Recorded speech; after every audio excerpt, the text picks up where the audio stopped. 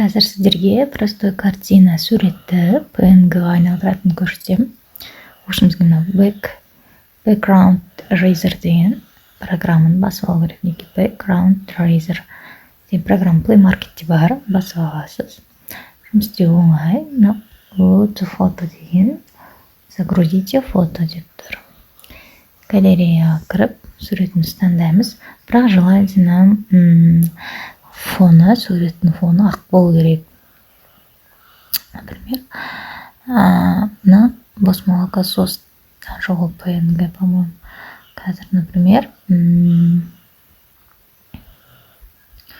на Юрдан алайық, фон желательно ақ болған дұрыс.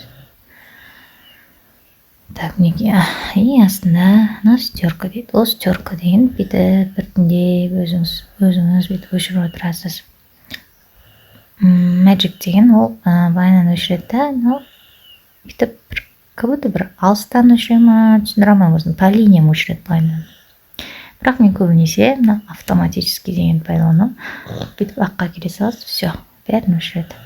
Потом мынаны өшіреміз. И все, біздің PNG-міз дайын.